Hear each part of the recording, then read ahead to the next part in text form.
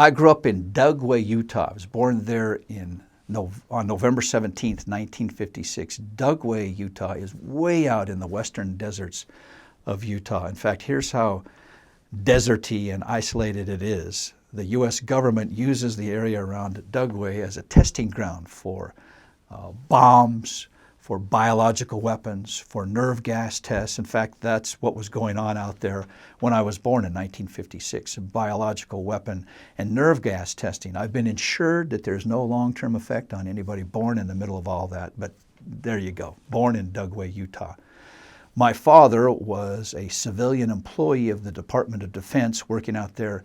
He was a computer specialist. So in 1956, being a computer systems analyst was a big deal. He had first started working in computers in 1952. He had started as a civilian employee of the Department of Defense as a statistician, and then moved into computers as the government started using computers more and more. So the computers he worked on were as big as a basketball floor, as big as a high school gymnasium. These were huge things. He described once to me a computer he worked on that was water cooled. It had so many electrical components that it had to be cooled by running water through pipes to bleed off the heat from this thing. Huge things. I remember seeing them when I was a little boy.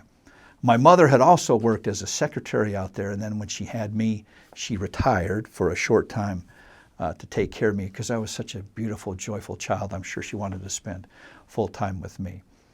We lived in Dugway for the first 5.5 years of my life. I was born there in the Army hospital there. My brother Jim, who's 3 years younger than me, he was also born there. And the third brother, Scott, was born 360 days after Jim was born. So Mom and Dad decided to batch the children together as quickly as they could. I went to nursery school and a little bit of kindergarten when we lived there in Dugway, because after I was born, after a few months, my mother went back to work. So I went to a lot of school. My dad used to like to tell people that I had a PhD in kindergarten, since I went to a lot of nursery school and kindergarten when I was young. I have only a few memories of Dugway. My most pleasant memory is this. I'm a little boy there, so I don't have any responsibilities, but my dad, of course, had to get up every morning and get ready for work. And I still remember being lying in bed. I wake up because I hear him getting ready to go to work, and he's in the bathroom and he's shaving, and he used to use Menon Skin Bracer, this green aftershave that I can still remember the smell of. But I remember feeling so warm and comfortable on a winter's day, just lying in my bed, listening to my dad get ready for work, knowing that I could just lay there. I was safe. I was peaceful. I liked that little house in Dugway. I learned how to play baseball there as a little boy. I learned how to look at the wild horses that would come in from the deserts and chew the trees in our backyard. It was a great place to start. Me, my two brothers, Mom and Dad, starting in Dugway, Utah, 1956. We moved to Grantsville, Utah when I was 5.5 years old. That's actually where my mother was born and grew up. And my dad, his mother lived there. My mother's mother lived there. So I had grandparents there. We had family there. My dad had got a new job at the Twilla Army Depot, which is closer to Salt Lake. So we moved to Grantsville. And I went to my early years of school, first, second, third grade in Grantsville, Utah. During those early years, I was a bit of a troublemaker in school. I was a good student. I was a very sharp student, but a troublemaker. For example, one day my friend and I and another fellow decided that it would be fun to sneak down in the basement of the high school, which was adjacent to the elementary school, and throw rocks in the furnace. It was heated by an old coal-burning furnace, so you could go down there and you could see the open door and the coal burning inside. A very dangerous place. We tossed a few rocks in there. Well, the maintenance person, Mr. Elfers, grabbed us, took us first to the high school principal's office, which is terrifying. When you're a first grader getting hauled to the high school principal's office, that's a little scary. And then we got passed along to the elementary school principal and then to our parents. That's the kind of thing that I did. I visited with Mr. Hanson, the elementary school principal, many, many times. One time, in the lunchroom, I licked the butter knife. There was butter out on the tables with knives, and I liked the taste of the butter, so I licked it. Well, the girls told on me, and I had to go to the principal's office. Mr. Hansen and I were quite well acquainted one with another. And I look back and wonder, why did I get in so much trouble in school then? And in my later career, I never got in trouble in school. Well, the answer to that is another story about Mr. Valero. When I was in third grade, my dad and my mom took an opportunity that had come up in my dad's work. Again, he was a civilian employee of the Department of Defense, a chance to move to France and work for 2 years on a temporary duty assignment. So we moved to France, and my French third grade teacher was Mr. Valero, a mean guy, a terrifying guy. I mean, he never was physically abusive of children, but he made you nervous. I was afraid to go to school every single day. So, for example, one time we were making a model of downtown Manhattan with the Empire State Building and the United Nations building, and some friends and I in class were assigned to paint the roads black with a white stripe down the middle. And one of us, I don't know if it was me or one of the other two colleagues I was working with, I call them colleagues, we were third graders, we dropped our paintbrush and so made a little black paint on the ground. You know, this wasn't permanent paint, this was water-based paint, so it was easy to clean up, but Mr. Valero saw it and he had us all stand up, and he explained to the class that we were the Three Stooges, that we didn't know how to do a simple thing like paint the road, and he ridiculed us in front of the class.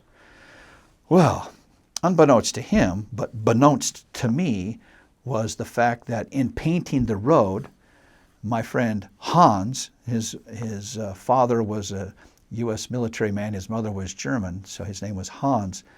Hans and I had been painting the road, and I reached for the paintbrush that he was holding, and he pulled it back from me, and in pulling it back, he'd made a black streak across the bottom of the United Nations building on this display that we had. It was covered with tin foil, so you actually couldn't see the black mark unless you looked carefully, but you could see it. It was there. And I thought later in the day, after Mr. Valero had ridiculed us for putting black paint accidentally spilling black paint on the floor, what's he going to do to us when he sees that we've made a black paint mark on the United Nations building? So for 6 weeks, I was terrified to go to school. I would tell my mom in the morning, oh, I'm sick. I can't go to school today. I'd make myself throw up so that she wouldn't make me go to school. I had many absence days during those next six weeks because I was just afraid to go to school and face the wrath of Mr. Valero. And that model of Manhattan with the United Nations building with the black mark on it sat right by my desk. So every day I sat there and glanced over at it. When's he going to find it? When are we going to get in trouble? Happy day when finally that module and study was over, and so this display is going to be taken out and thrown away. And when that was taken out and thrown away, I was so happy, so pleased that finally I didn't have to fear being exposed again as one of the Three Stooges for making a black mark on the United Nations building.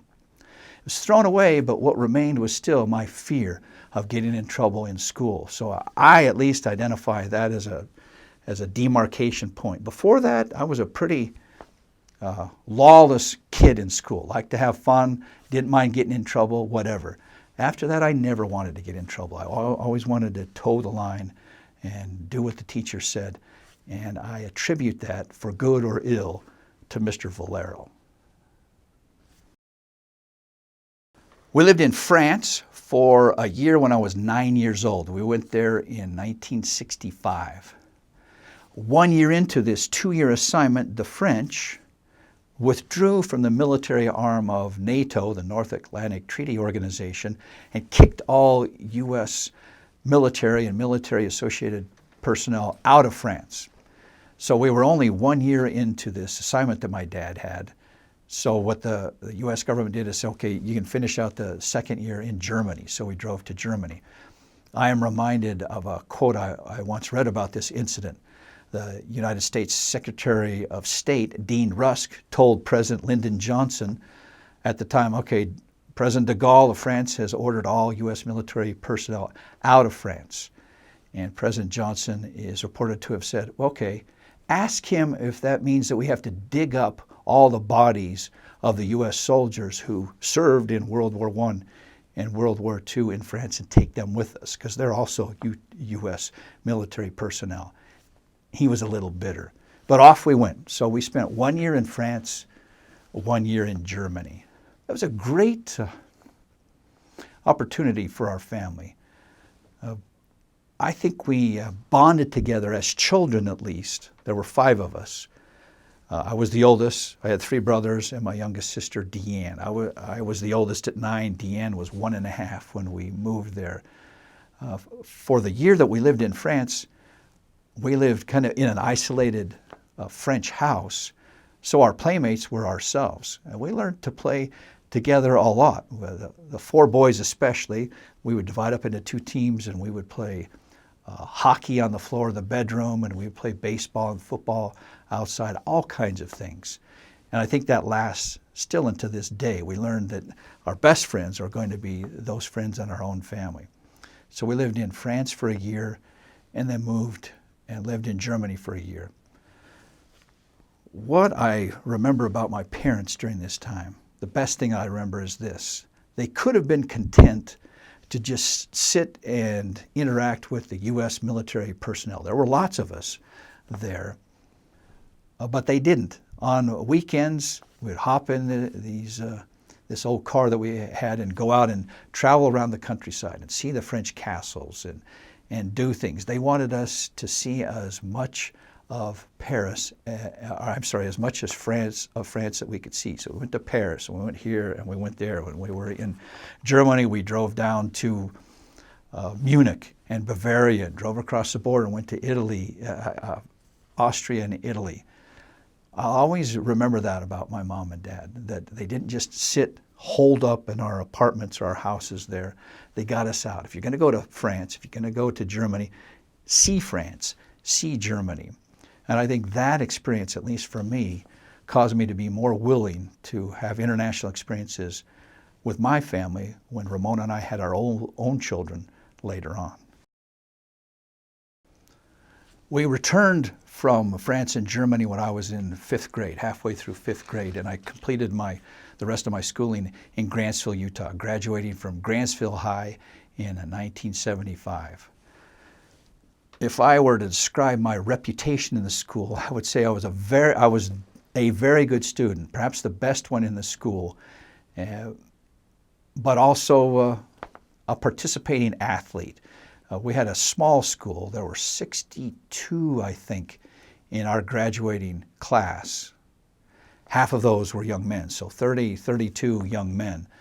So every able-bodied young man who was reasonably good at baseball or basketball or football, especially football, was encouraged to participate. So I played on all those teams. In the fall, it was football.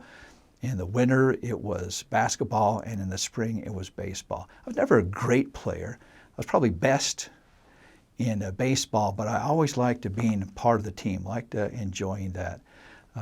One amusing incident happened with the basketball team.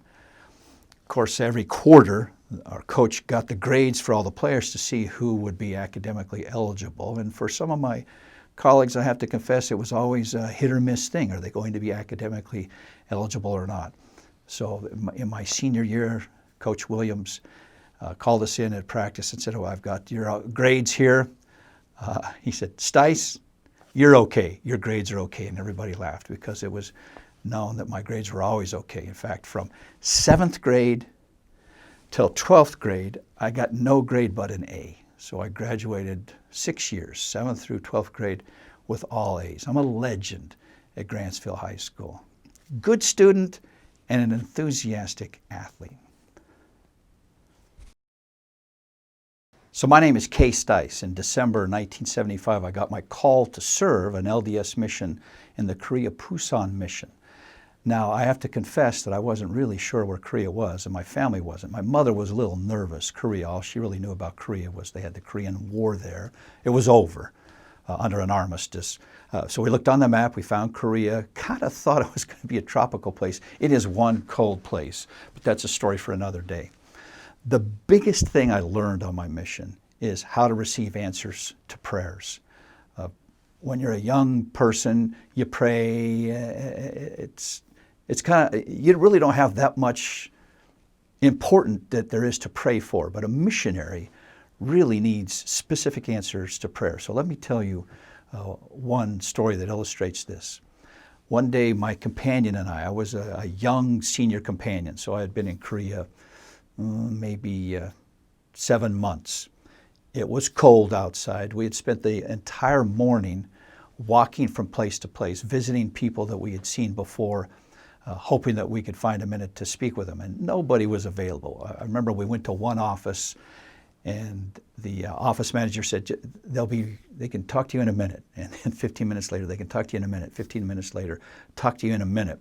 We finally understood what talk to you in a minute means: go away and don't come back, but it was a polite way for them to say that. So we wasted an entire hour just hoping that this person could speak with us. The whole morning was a complete waste, just walking from one place to another. And our apartment was centrally located, so we went home for lunch, ate our ramen noodles, which we had every single day. And as we walked in the apartment, I just went in our room. We had futons. We slept on futons. I collapsed on my futon, kneeling down, and with an agonized prayer. Because missionaries, their time horizon is about an hour, so things need to happen fast. And an entire wasted morning seems like an eternity for a missionary. So I collapsed on that futon and offered this prayer: Heavenly Father, we're willing to work as hard as we can here, but surely in this island, we were on an island in Pusan Harbor, surely on this island of 600,000 people, there's somebody who wants to hear what we have to say. Please just direct us and we'll go there. And as I prayed that, an image came into my mind of a place. I knew where it was. It was a row of shops. I knew what part of town it was in. And I had the strong impression that we were to go there.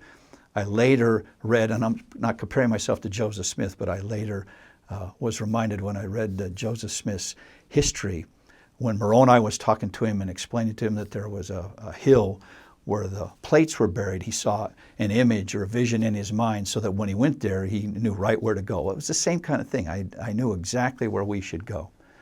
I didn't tell my companion. We ate lunch, had our ramen noodles, and now it's time to go out for the afternoon. And my poor companion, who had been freezing to death all morning, where should we go this afternoon? And I said, I know where we should go. Let's pray. So we prayed together. I prayed, and again, this same image or vision came into my mind: go to that part of town. So we went out, caught the bus, and rode it out to that part of town, and we got off the bus.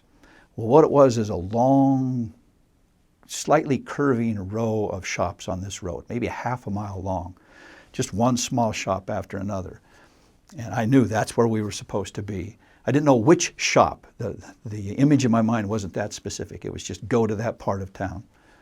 So we got off the bus, and my companion said, well, where should we go now? And I said, well, this is where we're supposed to be. Let's just start at the first shop down there on the end, and we'll stay here all afternoon if we have to. We'll just go one shop after another. So we walked down to the end, the final shop at the end, and my heart sunk a little bit because this shop was a shop that sold decorations for Buddhist holidays. So there were Buddhist lanterns and various other Buddhist things. Not the most likely location for a couple of LDS missionaries to meet a promising prospect, but I said to my companion, we'll just start here and we'll go all the way up to the end. So we walked in the door, and the shopkeeper was sitting in the back of the shop. There were maybe 20 feet between the front door and where he was sitting, kind of in the back. And when the two of us walked in, his face just lit up. And he said, where have you been? I've been waiting for you. It turns out that a number of months before, two missionaries had come and visited him and talked with him and taught him some things. And he really liked what they had said. Unfortunately, those two missionaries were transferred out and moved to another place, and they did a very bad thing. They didn't write it down. They didn't write down, hey, we met so-and-so, and here's his address, and somebody should go back and visit him. And so he was lost. He kept waiting for those missionaries to come back, and they didn't come back. So on that whole island of 600,000 people, there was at least one person who wanted to speak with the missionaries. Now, trying to find him with our own power, using our own minds, was like hunting for a needle in a haystack. But that vision that I received in my mind to tell me exactly where to go was just one example of how when missionaries pray with fervency and desperation in this case, they can be told exactly what to do and exactly where to go. Now, not all missionary work is fun and games. There's some trouble and frustration. So let me tell you about our train ride to Sister No's house.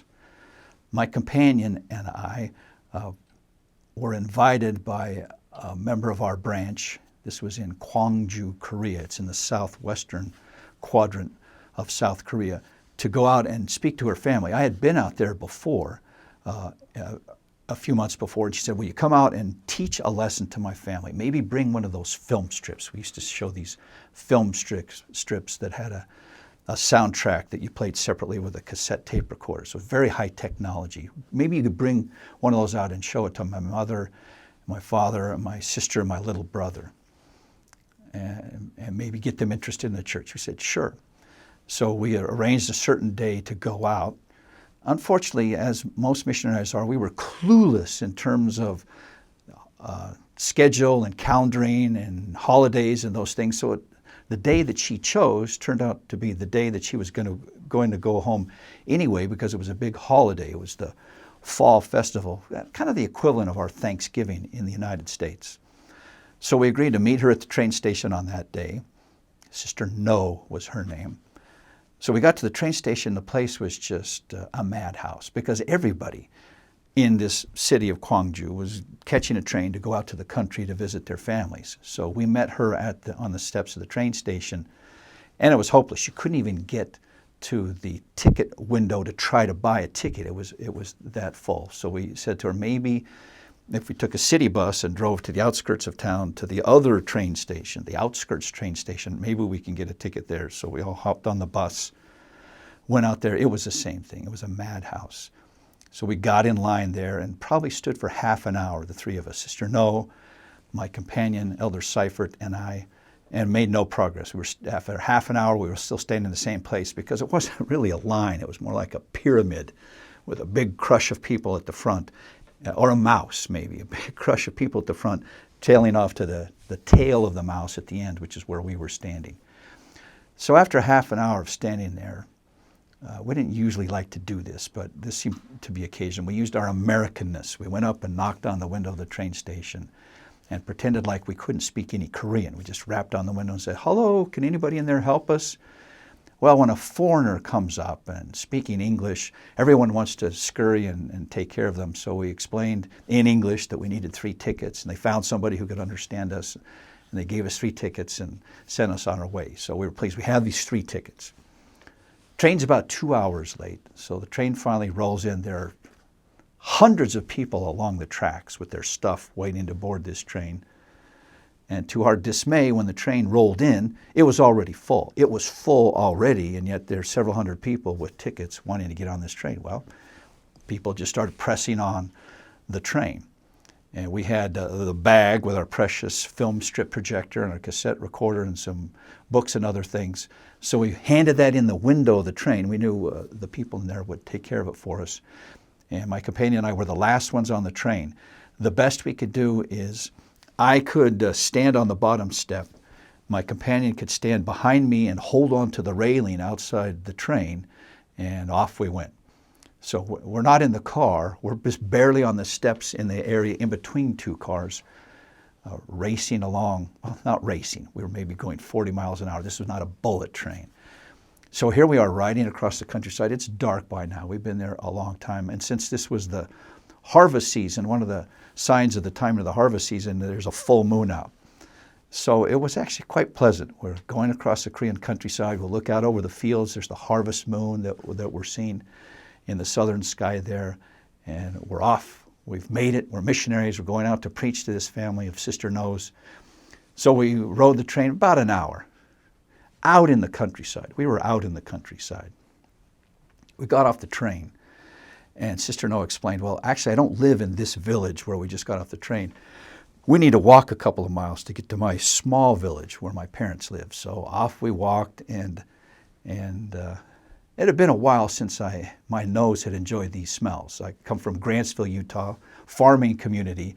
I hadn't smelled farms in all my time in Korea because I'd always lived in cities. Well, we were out among the farms, and we walked past one village and past another and finally got to her family's village. So we walked in, down the little lane there to the last house, and there it was, her family's country house. There's a courtyard around it, kind of a veranda, a covered veranda in front, and then the house itself. 3 rooms, little kitchen, what we would call living room, and then I assume the parents' bedroom. No chairs, of course. This is a traditional Korean house, so you sit on the floor. So we went in, we walked up, and the first hint that this wasn't going to be the magnificent spiritual experience that we had hoped for, Father had started his celebration of the holiday perhaps a bit early. So he had been drinking all that afternoon. So he was not quite unconscious, but close to being unconscious. So we waved everybody, and they kind of dragged him off to his room, and we didn't see him the rest of the time. He was out of the picture. But Mother was there, and she prepared us some good food, and Sister No, of course, who'd come with us, she was probably 22 years old. Her sister was 16 years old, and the little brother was about 10 years old. So we sat down. Sister No explained to them, these are the missionaries from my church I told you about. They've got this film strip presentation they're going to show to us. So let's give them our attention. So we sat down. They couldn't have been nicer. The mom, the sister, the little brother. Everybody was eager. They had exactly one electrical outlet in their house. So we had this film strip projector and this tape recorder. Fortunately, the tape recorder had batteries.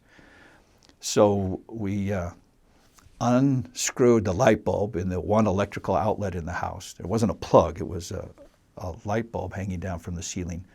And we had a little adapter that we twisted in there that you can then plug in to this light bulb receptacle. Okay, we got everybody ready. We're down. We've got it plugged in. We're ready to turn on the film strip projector. We've got the tape recorders. Everybody ready? Yes. It's dark, of course, because we've unscrewed the only light bulb in the house. And my companion turned on the tape recorder. It was playing the music, the Tabernacle Choir, humming, "We Thank Thee, O God, for a Prophet." So it's going. I turned the film strip projector on, and poof, flash of light. Turns out that out in this village, it wasn't the 110 power that it was in Korean cities. It was 220 volts. Well, those 220 volts zapped that film strip projector and blew out the light bulb right in front of our eyes. It was pretty exciting, I guess, for the little kid who was the little boy, 10 years old, but we couldn't watch the film strip. So we were shocked because there was no replacement for this light bulb. It had come with me from the United States, and so that film strip projector was done forever in that instant. Well, we screwed the light bulb back in and looked at things. Mother knew that this is a moment to bring food out, so she went to the little kitchen and brought out some dumplings and other things, traditional food for that holiday, and we're kind of sitting there in shock a little bit. Our film strip projector is ruined. We'd come out to show it to these people. We traveled all this way. I remember just sitting there with my head hanging down a little bit. The boy, 10 years old, had a little box with a bunch of rubbish, the same kind of stuff that all 10-year-old little boys have, a shell, a piece of chalk, a marble. Well, in there, he had a little light bulb, a little flashlight light bulb, just tiny little thing. Our film strip projector was big, maybe 3 inches long and 3/4 of an inch in diameter. It was this big thing. He had this little light bulb about a 1/2 inch long for a flashlight, but the little receptacle, the thing at the bottom, was exactly the same shape as our film strip projector light bulb. So I took out the film strip projector light bulb, said thanks to little kid, and put it in, and it fit right in there. And I thought, well, maybe it won't be the grand film strip presentation that we had anticipated, because the light's going to be quite dim. It's only this little flashlight light bulb, but at least it's something. So we made the announcement to the family, hey, we've got a replacement. And the little boy here has got us a replacement flashlight bulb. So the food was put away. Everybody gathered back in. We unscrewed the light bulb again, plugged the adapter, screwed the adapter in, plugged in, rewound the tape recorder, and got the Tabernacle Choir again humming. We thank thee, O God, for a prophet, as the whole family is waiting. The little boy has saved the day. I turned the projector on.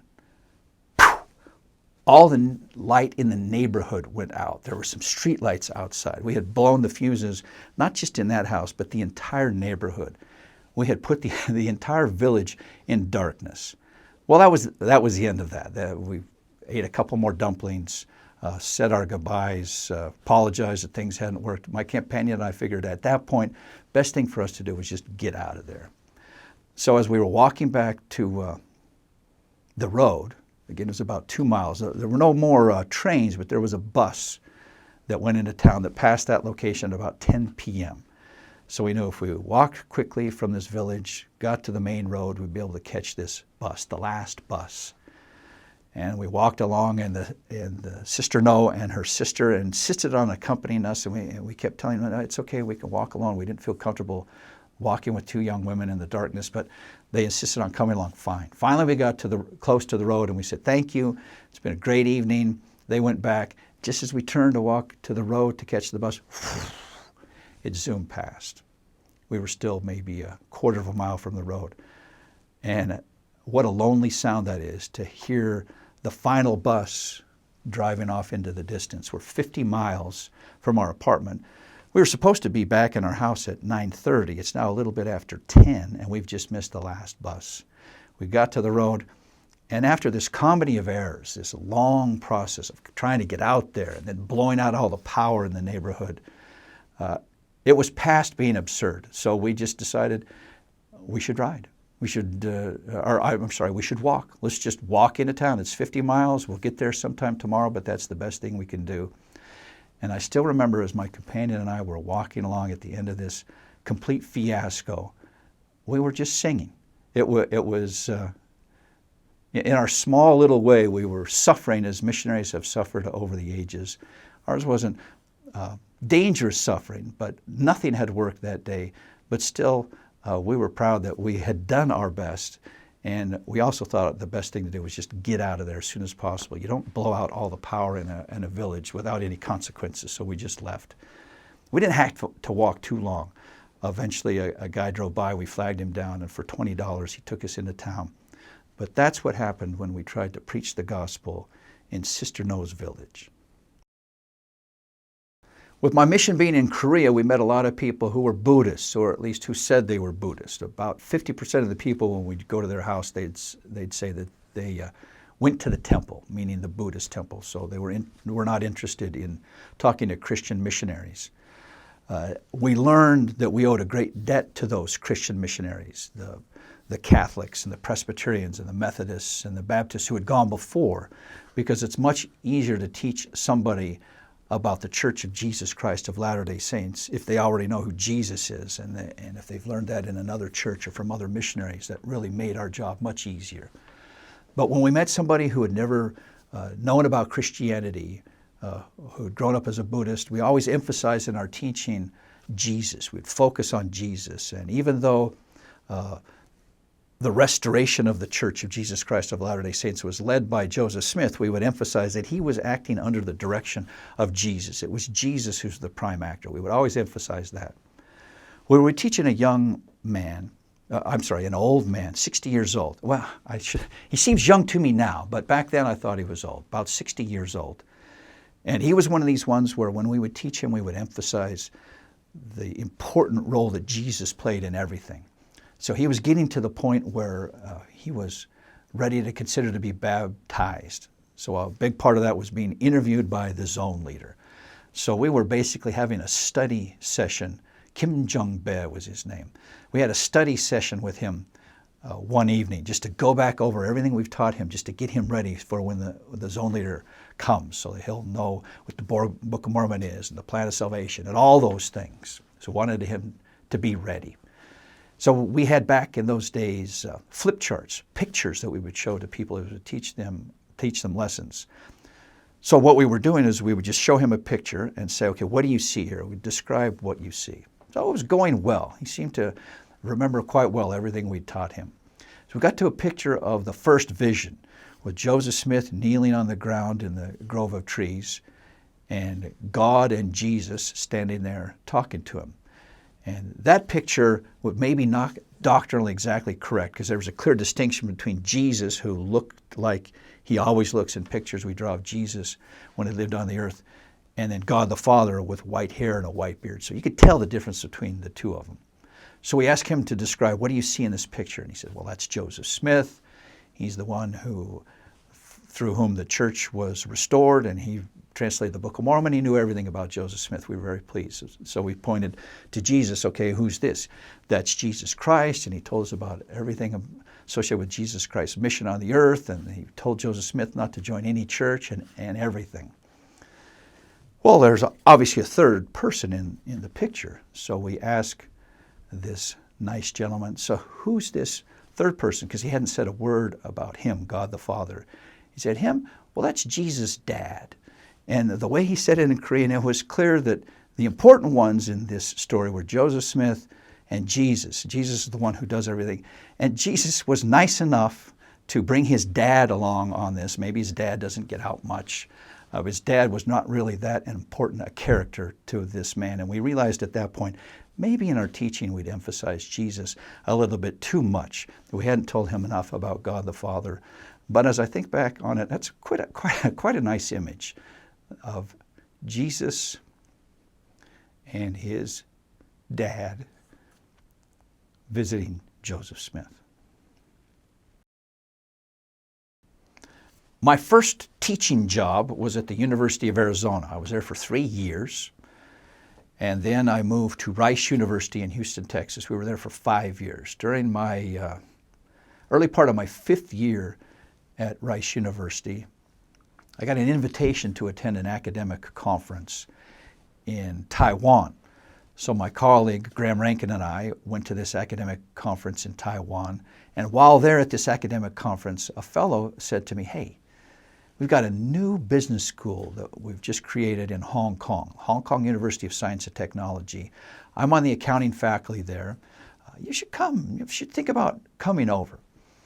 Well, I went back home from this conference in Taiwan with this information. I told my wife, Ramona, I said, there's this possible opportunity. Well, we had always said that we would like at some point to live in Asia. My mission was in Korea. Ramona was always up for any kind of adventure. So, okay, fine. Let's contact these people and arrange a visit. So I arranged a visit for that fall, October 1994 it was. I arranged to visit the Hong Kong University of Science and Technology to interview for a job there. So I went and was there for a week. And an interesting place. The university campus is built on a cliff overlooking the sea. If you're looking to the east across the Pacific Ocean, it's really quite a location. But Hong Kong then, this was 1994, and now still it's the fullest, most chaotic, interesting place in the world. It's the most exciting city I've ever been to. So it's a fun place to visit, but I wasn't thinking of visiting there. I was interviewing for a job. I was thinking of moving my family there. There was my wife Ramona and me, and we had 4 children at the time, all in school. So you don't just pick up your family from this great place where we lived in Houston and move them to Hong Kong lightly. So I gave my presentation to the faculty, looked around. They took me to some restaurants, and I had some extra days, so I traveled around in Hong Kong. But do I move here or not? It's a very complex decision. And I would get home to my hotel room every night, and I would kneel down and pray, Heavenly Father, should Ramona and I bring our family here to Hong Kong? And it wasn't clear one way or another. So I'd offer that prayer every night. Well, finally, I don't know if it was the last night, but in the last night or two, I was kneeling down offering that same prayer, and I thought, and this was me thinking, the accounting professor, let's do this. Let's make a spreadsheet, a comparison. We'll do this based on the money. I'll compare my total compensation that I get from Rice University in Houston with the pension plan and tax rates and everything. Compare that to the total compensation I'll get here at the Hong Kong University of Science and Technology. They have lower tax rates. They have a bonus if you complete your full contract, all kinds of complexities. So I did this spreadsheet. I thought this is going to do it. The money will give me the answer. No, when I finally got to the end of the computations, it was almost exactly the same.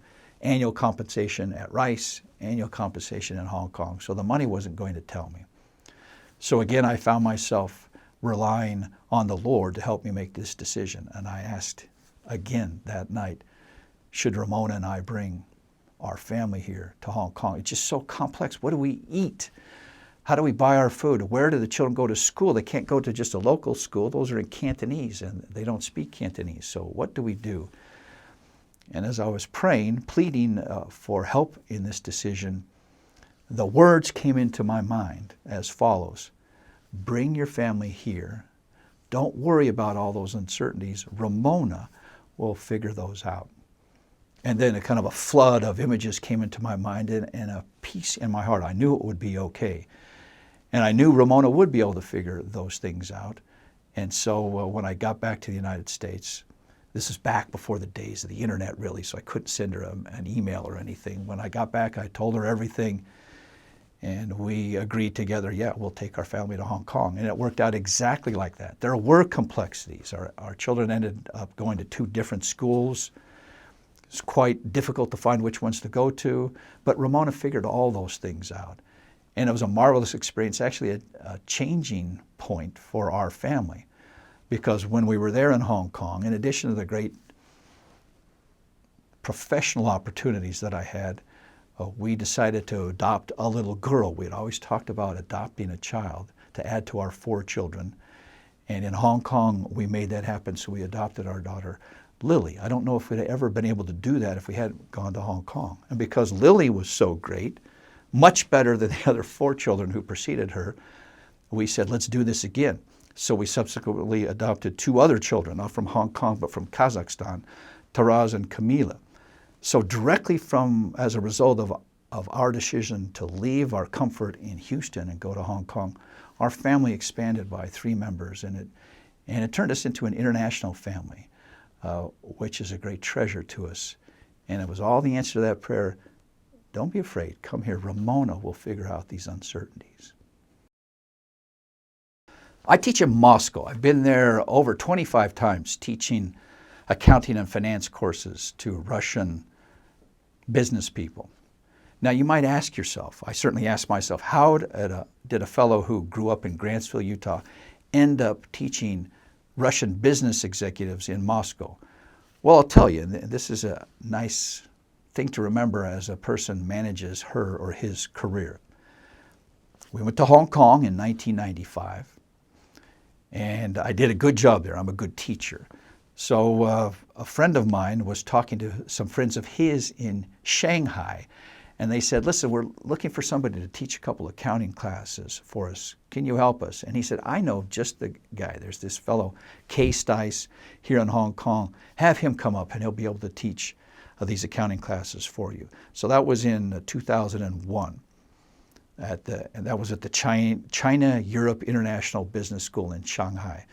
So I did a good job for them. Well, years later, 10, 11 years later, some people in Moscow were starting up a business school and were looking for somebody to teach some accounting classes for them.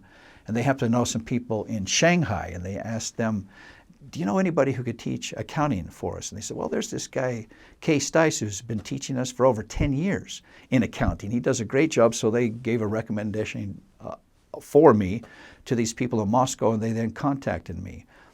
That was in 2011. In April 2012, I taught my first class there, and since that day, April 2012, no one else has taught an accounting class for that school in Moscow from that day until now. October 2017. I have become their only accounting teacher. Again, how did I get there? Went to Hong Kong, did a good job, so I was recommended to people in Shanghai, did a good job, so they recommended me to people in Moscow. You've heard the old saying, it's not what you know, it's who you know. Well, it's true. People need to know you. You need to have a good reputation among people. And if you do have that reputation, they'll recommend you to other people, who will recommend you to other people. I found that in my career, that's what's helped me get opportunities. Do a good job here, exceed expectations here, and more opportunities will come. So that's how a boy from Grantsville, Utah found himself teaching in Moscow. My brother is also an accounting professor. Jim Stice is his name. And we teach the same thing. We have a fun time. If he has to be out of town, I can do his class. If I have to be out of town, he can do my class, I can do his class. So we have a great time teaching, and sometimes we'll teach the same course together. So back in 1999, we were invited to teach an accounting class for the accounting staff of Anglo Gold, which at the time was the largest gold company in the world. They're based in Johannesburg, South Africa. So we were asked to travel to Johannesburg and teach these folks. Fascinating thing. I won't take the time to tell you about that except to say that at the end of the course they asked us, would you like to go down in one of our mines? Yeah, 2 miles, straight down in the earth, 2 miles. It was one of the deepest holes on the earth, and we got to go down there. That's a story for another day. What I want you to tell you about is our trip to and from Johannesburg. We flew Delta Airlines, Salt Lake to Atlanta, Atlanta to Paris, and then Paris to Johannesburg. But in Paris, we had a layover, almost a complete day going over and a day and a night coming back. So we had some time to see Paris. 2 accounting professors loose in Paris. Now, if my wife Ramona had been on this trip, she would have done vast research and found out the things to see in Paris and would have had a plan when we landed of the things that we should see and the fun that we should have in Paris. Well, 2 accounting professors, we just weren't thinking ahead. All we had was this. We found ourselves on the train from the airport in Paris, the Charles de Gaulle airport in Paris, going to the center of the city, and all we had was a list of the 10 best things to see in Paris. That was the complete extent of our planning. And being systematic accounting type people, we said, okay, let's just start at the top and we'll just go down. We've got a day going over, a day coming back. We'll just go down these one after the other. So the first thing on the list was the Louvre. Well, if you've been to the Louvre or if you've heard about the Louvre, there are literally 1 million pieces of art there. They can't even display all the pieces of art that they have. You could spend days, weeks, if you're very careful, a very careful aficionado of the arts. Well, we didn't have days, we had a day, and plus we had 10 things to see. So we went to the Louvre, got our tickets. Fortunately, it wasn't a busy time, it was in December. And we said, all right, we've only got limited time here. Let's get a pamphlet of the top 3 things to see in the Louvre. Let's just see them. So the first one on the list was the Winged Victory, a statue, very beautiful statue, impressive, full of power. I'm glad I saw it, but we spent a couple of minutes looking at it and said, okay, what's the next thing?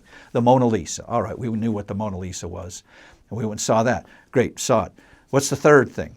The Venus de Milo, which is the Greek statue where the most striking part of it is that the woman's arms have been broken off. So we saw that, okay, that's great. We then thought we'd look around the Egyptian collection for a little bit. We were getting tired. We'd just flown over the Atlantic Ocean. So we sat down and started to fall asleep and said, okay, that's it for the Louvre.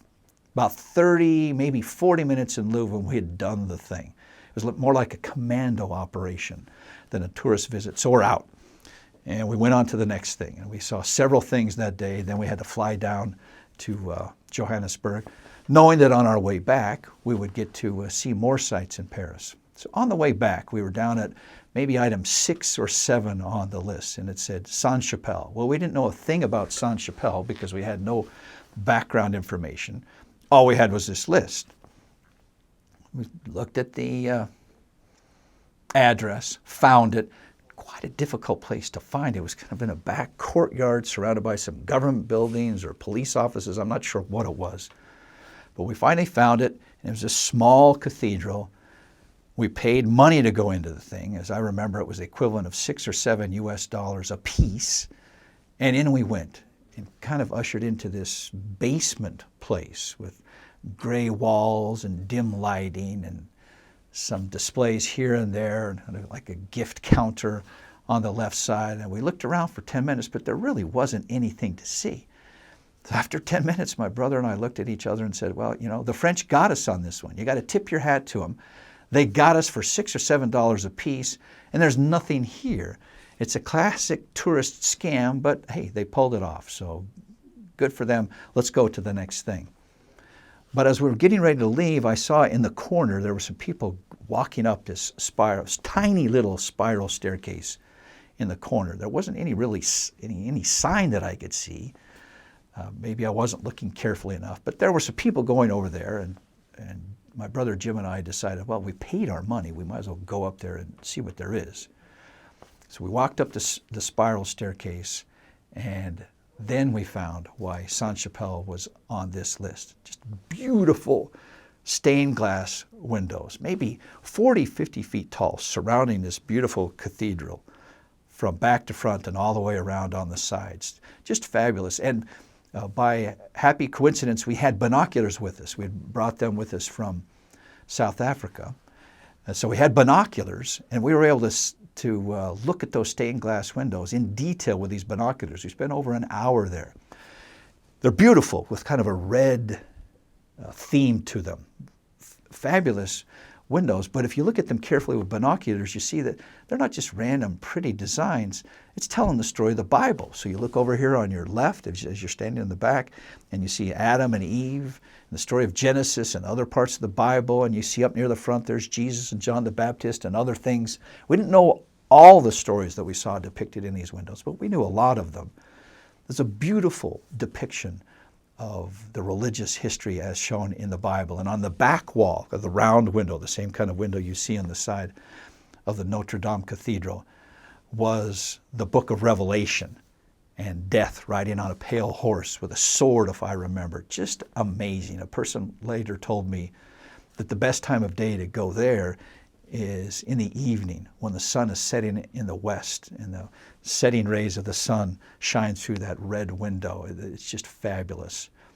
So we realized that, yeah, maybe the people who make up these lists of tourist attractions really do know what they're doing. When they put Sainte-Chapelle on that list, it belongs on that list. It's still one of the most beautiful places, beautiful things I've ever seen. And we almost missed it. We almost missed it. Because we were complaining about spending $6 or $7. I'm glad that we went up that spiral staircase and had the opportunity to see it. My wife's name is Ramona. She's from upstate New York, grew up in Rochester, New York, joined the church when she was 14 years old.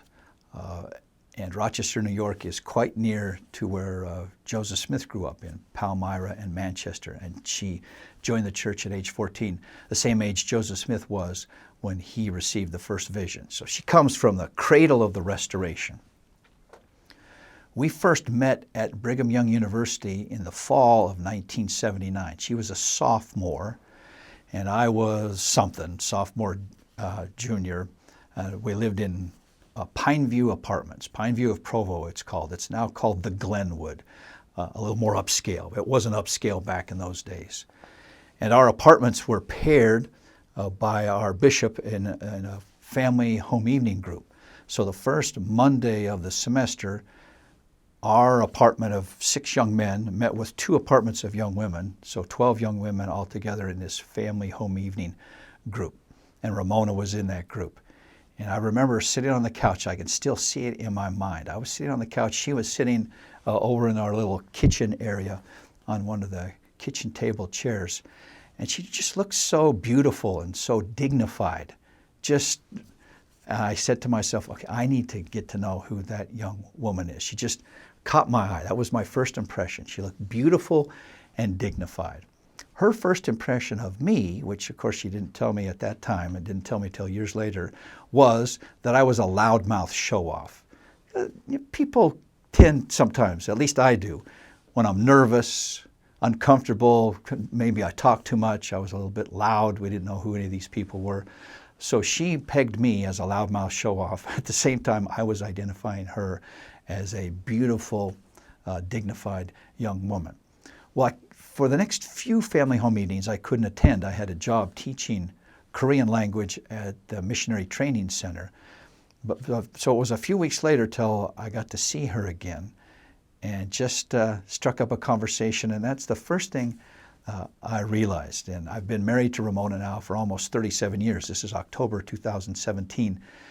And I realized then what people have realized since. She's just an engaging, delightful person. Everybody likes to talk to Ramona. She's interesting and fun. So I struck up a conversation with her.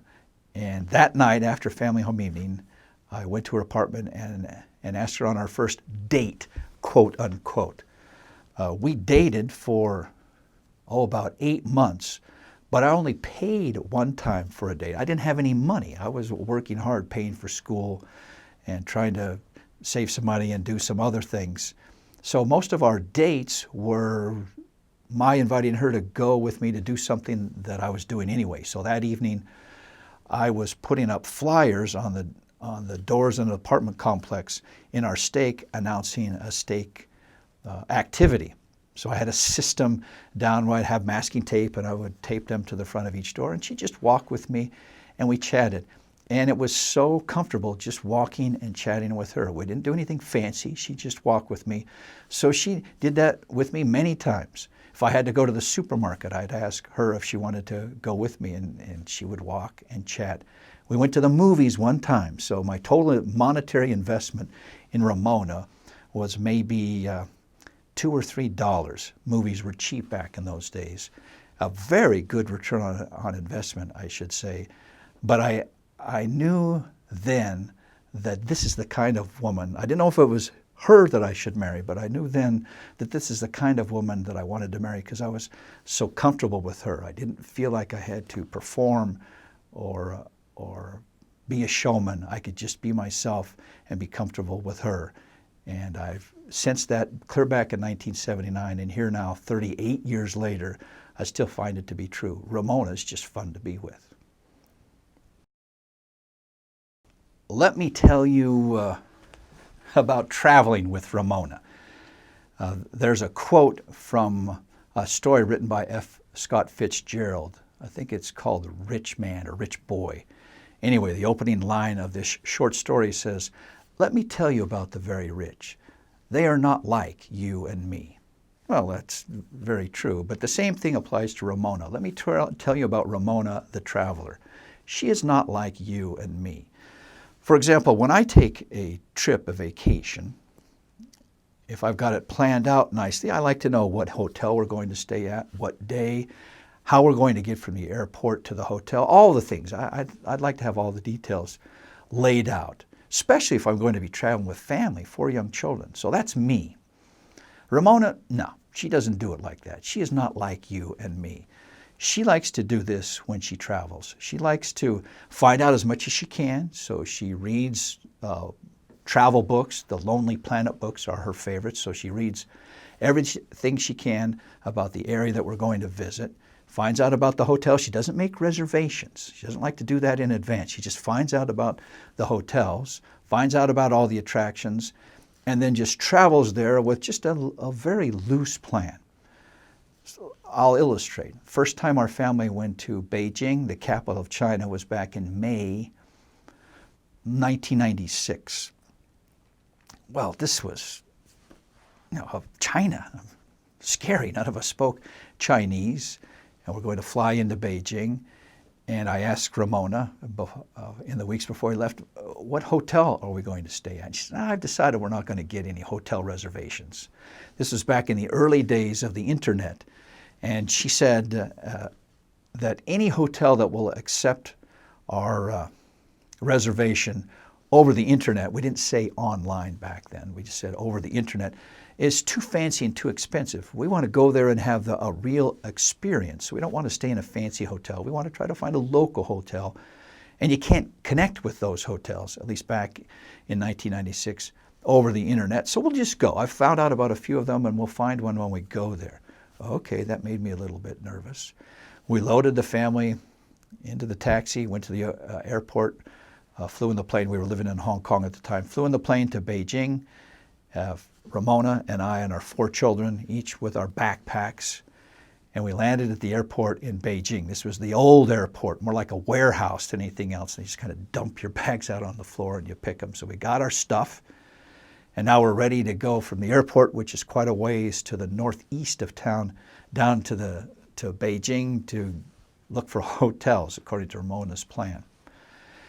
I asked her, so how should we go downtown? Should we get one of these taxis? She said, no, I've done some research. Right over there, we can catch the city bus that will take us right to the middle of downtown. That's where we want to go. So there we go, Ramona and Kay with our 4 children over to catch the city bus. There was us and no other foreigners, just locals who understood the bus system, and we're riding the city bus down to the center place of Beijing. Down we went. This is exciting. Traveling with Ramona is always exciting because you're never sure what's going to happen next. So we got to the bus stop in the middle of Beijing, quite a bustling, busy city, and the bus drops us off and drives away, and here we are now, the 6 of us, 2 parents, 4 children, standing in the middle of Beijing with no hotel reservations and nothing definite, and now we've got to find a hotel. Ramona said, well, let's try this one first. And she had written it down, so we flagged down 2 taxis. We couldn't all fit in one taxi with all of our stuff. So she and 2 of the children went in one taxi. I and the 2 remaining children went in the other taxi, and we showed the taxi drivers, here's where we want to go.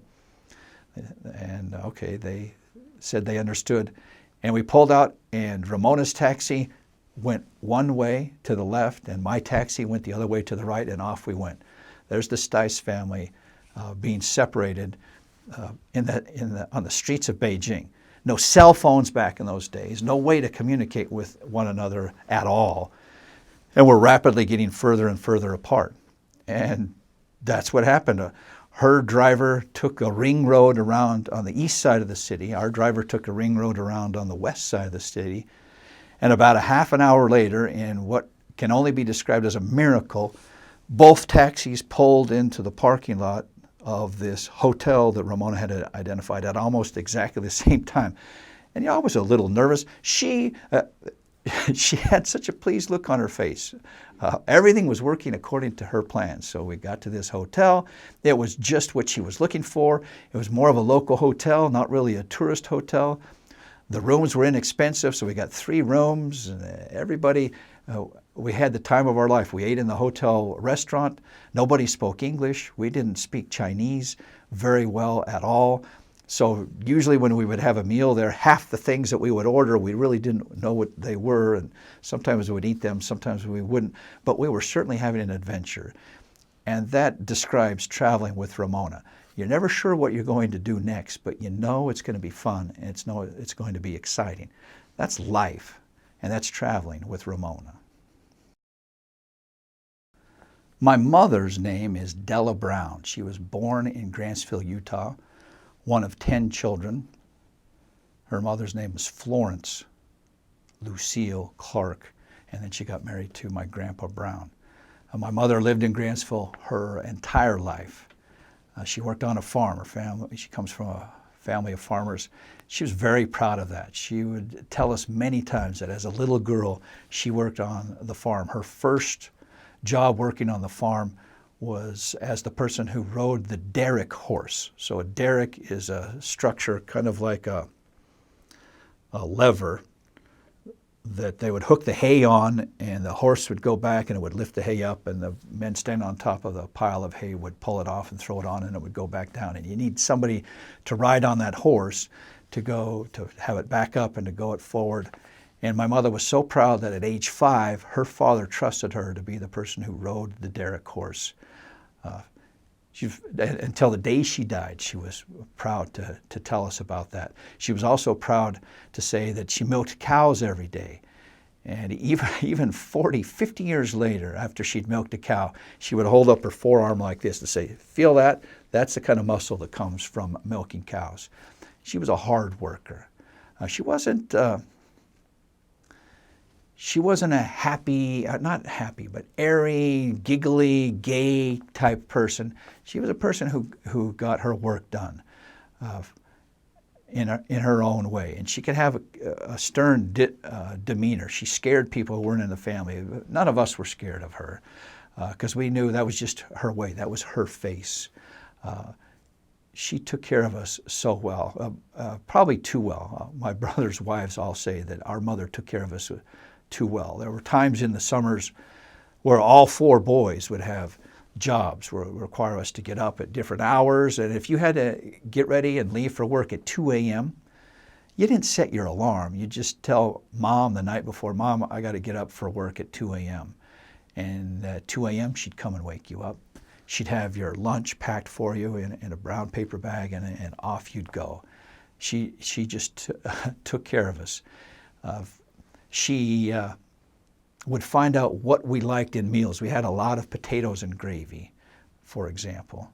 That's farm food. But I didn't like the potatoes mashed for whatever reason. I just liked them boiled and cut up into cubes. And so every time we had potatoes and gravy, which is probably 3 days a week, she'd make a big tub of mashed potatoes for the rest of the family. And then there'd be this little bowl off to the side where the potatoes weren't mashed. They'd just been boiled and cubed, always for me. And no matter who it was in the family, she knew what they liked and what they didn't like. And she would cater to them. Again, it made it tough for our wives later on, but we always knew our mother took care of us. And if I'm asked, what's the one thing you learned from your mother? I learned how to work hard. Whatever the job was, there's no sense wringing your hands or whining about it. It has to be done. And so you just roll up your sleeves and do it. That's what you have to do on a farm. And so that's what I learned from her. She died on August 4th, 1997, because of complications from rheumatoid arthritis. My dad was called D. Stice. His full name was Darrell Earl Stice. The Earl comes from his father. His name was Earl Kendall Stice. And the Darrell, I don't know where the Darrell comes from. But that's his name, Darrell Earl Stice. People called him D. He is generally acknowledged, for people who are old enough to know this, as the smartest person who ever lived in Grantsville, Utah. He had a brain of the first order. He went in the military, and in the military, they give you lots of intelligence tests, IQ tests, and we can argue and quibble about how reliable these tests are and what they really measure. But you know, a person who scores a low score on IQ tests is probably not as smart as a person who scores a high score.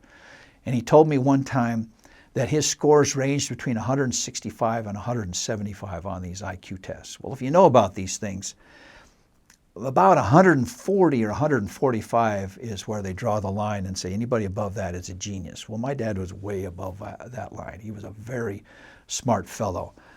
Years later, teachers in Grantsville High School who had him in school would tell students, okay, you did well, but you're not as good in math as D. Stice was. I saw personally several examples of this. Let me just give you one. He and my mother used to do income taxes for people in Grantsville, for their friends. They never charged them. They never made them pay, but a farmer friend of my dad's would come and say, will you do my taxes for me? Or somebody who had a small business or whatever, he would always do their taxes for them. So during the first few months of the year, always on a cabinet in our kitchen, there was a stack of income tax forms that my dad and mom were working on for people. They work on them together. And what Dad would do sometimes, just to show off a little bit, there'd be a column of numbers. Let's say, there are 5 or 6 numbers in the thousands or tens of thousands with pennies on the end. So we're talking 7, 8-digit numbers, 5 or 6 of them, and they needed to be added up. Well, we didn't have an adding machine back in those days, so you just totaled it up the way you learned in school. And if you learned in school the way I learned in school, you start at the right, and you add up the ones column, and you figure out how many of those are, and then you carry the 3 or whatever, and put that in the tens column. You just work your way from right to left. So that's what my mother used to do. My dad, with a little impish grin on his face, would look at those 6 numbers with 7 or 8 digits and kind of look at them and then just write down the answer, just writing from left to right, just to show that he had done all the arithmetic in his head. Mom would labor through and check it, and yeah, he was right, but that's the kind of thing that he could do. He had a mind of the first order. He, early in his career working for the government, he was a statistician, very interested in mathematics. He had a friend, I don't know what the man's name was. He called him Doc Tom. So I don't know if he's a doctor, a PhD or what, but Doc Tom. But Doc Tom used to give Dad books, math books, complicated math books.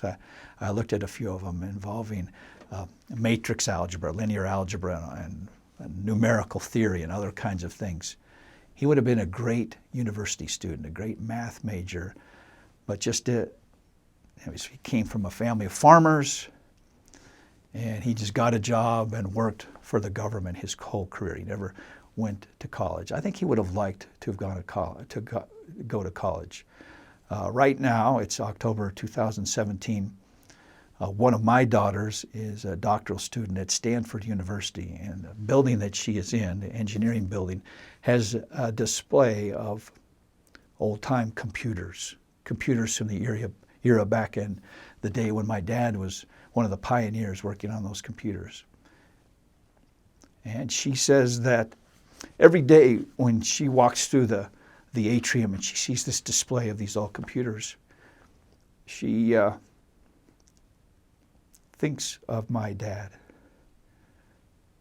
She, because of the tradition of education that has now been built in our family, she has the opportunity to be a student at Stanford. Sometimes I think what my dad could have done with that same opportunity. He died on May 5th, 1989, way before his time. He drank alcohol, and I guess people would call him an alcoholic, although I never thought of him like that. But he died from complications of alcoholism, of cirrhosis of the liver. But still, there are many times I wish he was here. It's been now 28 years since he died. I still sometimes wish I could ask him some questions. Ramona and I have 7 children. And I love talking about our children. I love thinking about our children. So let me tell you a bit about each one of them. The oldest one is named Daryl. His full name is Daryl Earl Stice II. He's named after my father.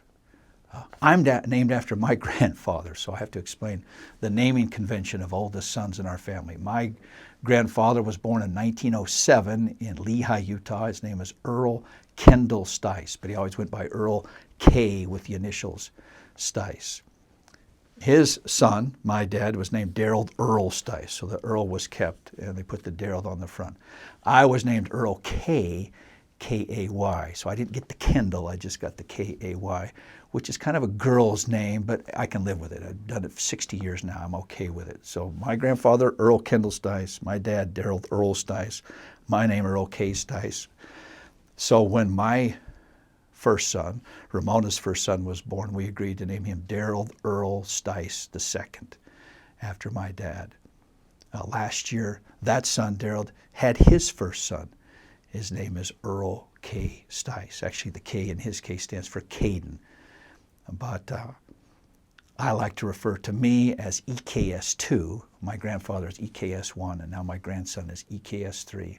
This EKS3, Earl Caden Stice, son of my son Daryl, was born in Hong Kong.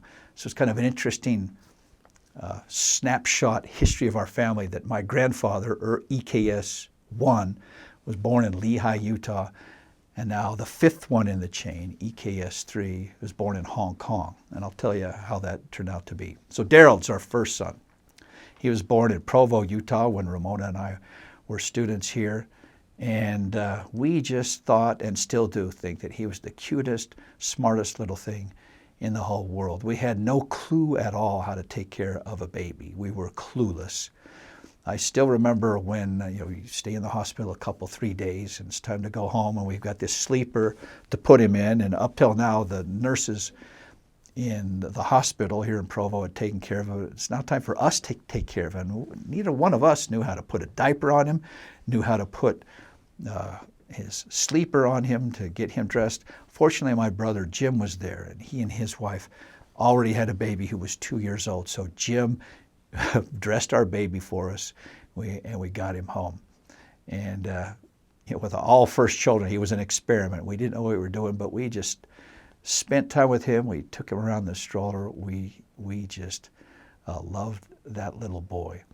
He was always a very attentive child. He would look at you and listen very carefully. I remember going to his class once in first grade.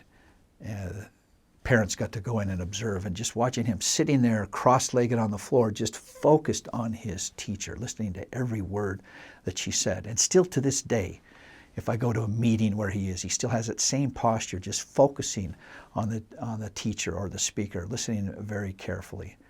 We spared no expense in making sure that he got proper education. So even though he was born and grew up in the years of our poverty, when he was a little boy, my wife Ramona got an extra part-time job in the mornings when I could stay home and watch the children. She worked the early morning shift at the local YMCA, and the money that she made there was strictly delineated. That goes to pay for a Montessori school for Daryl to go to. So he was our first child, and we wanted to make sure that he got everything.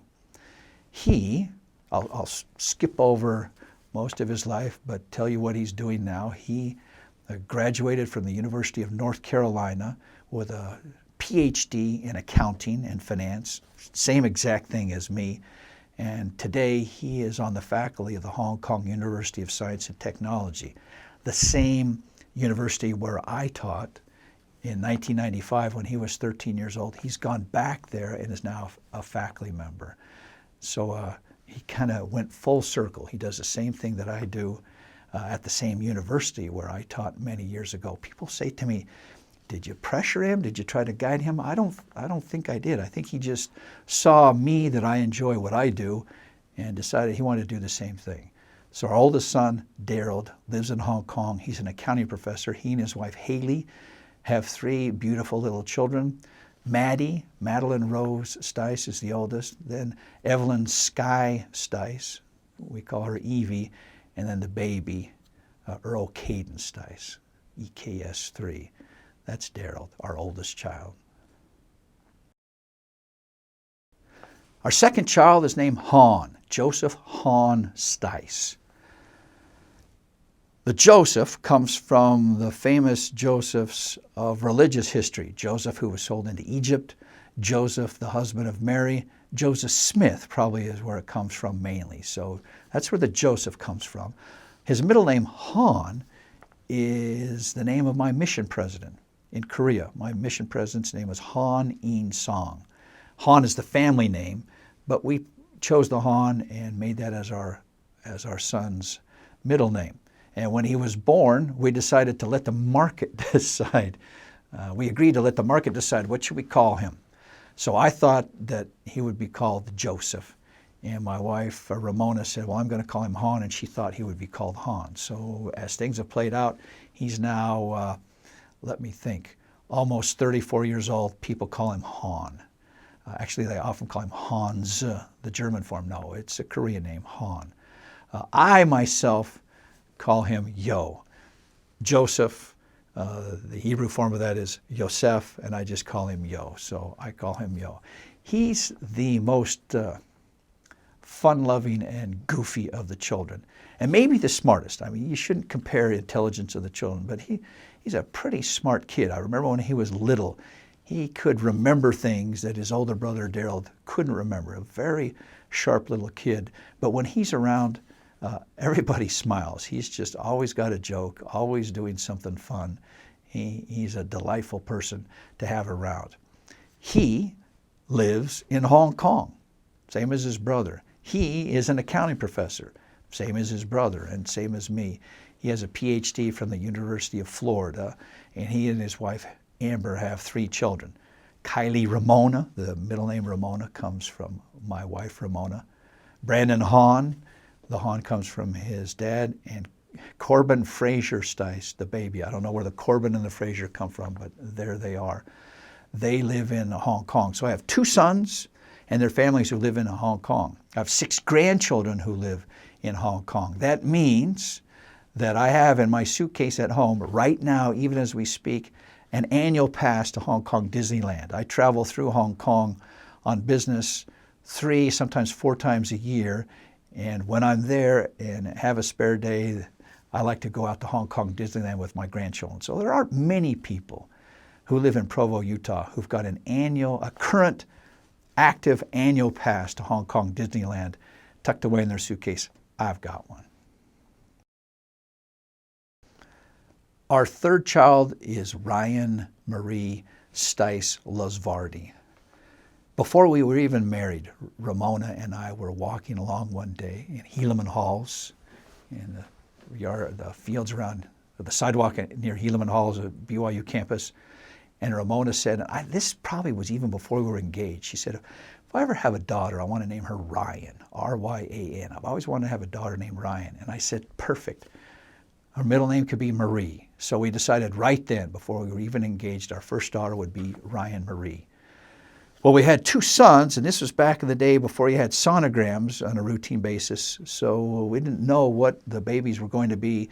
But each one of those boys would have been Ryan Marie if he had been a girl. But finally, the 3rd child was born, and she was a girl. And I still remember when she was born. She was born in New York, Ithaca, New York. When the Dr. Ferger delivered her and said, your new baby's a girl. Ramona just wept with joy. She was so happy to finally have her girl, Ryan. And she was and is just the most pleasant thing. As a child, Ramona would call her comfort. She would just, if Ramona was feeling tired or lying down, Ryan would come up and pat her, and she was just always such a good, fun child. When she was 3 years old, we went on a family trip to Escalante, Utah. We did some hikes and had some fun. I remember one specific hike, 6 miles. 3 miles in to see a place called Calves Creek, and then 3 miles out. And the boys were having fun running and hiding in the bushes. Ryan, this 3-year-old girl, walked along, and she held my hand the whole time, 6 miles. And my job was to hold her hand and keep up a little bit of one side of a conversation, which on her part was nonstop. She talked the whole time. She just chatted about this and that, and the trees and the sky and anything that she was thinking about, and just delightful. She's a talker and always has been. She and I once took a trip to move some of our belongings from Houston, Texas to a storage area in Grantsville, Utah. So that's a 3-day driving trip. It was just her and me. I think she was 9 years old. And we just had a fun time. She's good company. She's like her mother. She's just a fun person to converse with. She married a young man here in Provo, Utah. His name is Stefan Lasvardi. And they now have 3 children. Lily K. Lasvardi. Notice the K is my middle name. Not many grandfathers have a granddaughter named after them, but I have one. J. Robert Lasvardi and Julian Mark Lasvardi. So they have the 3. They have had an interesting life. They got married, Stefan and Ryan did, moved to South Carolina, lived there for a couple of years. Stefan then applied to MBA programs and was admitted into INSEAD, which is the #1 MBA program in Europe and one of the best in the world. So they were there. After he graduated from there, they lived in Korea for 2 years. And now for the last several years, they have been living in the Bay Area in Mountain View, California. Stefan works for Amazon, developing new projects with them.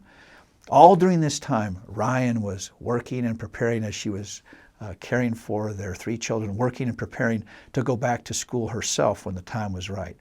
So when they moved to the Bay Area, she applied to PhD programs, and this last year was admitted to a PhD program in organizations at Stanford University. A mother, she says, in her set of 15 or 20 other PhD students in this program, no one else has any children. She has these 3 children. To be a mother, going back to school, getting a PhD, she's a very unusual commodity indeed, but she's just great at it. She has a mature attitude, and she worked so hard to get there. So she is working to get her PhD in organizations at Stanford, and she expects to become a business school professor when she graduates. So that's our daughter, Ryan. Our 4th child, Lorian Marie Stice Lawrence. The Lorian, for those of you who are Lord of the Rings geeks, know that that's the name of the forest, Lothlorien, in the Lord of the Rings. We wanted a name that sounded like Laura or Lauren or Laurel, and finally one day I said to Ramona, how about Lorian? And yes, there aren't many Lorians in the world, but there she is.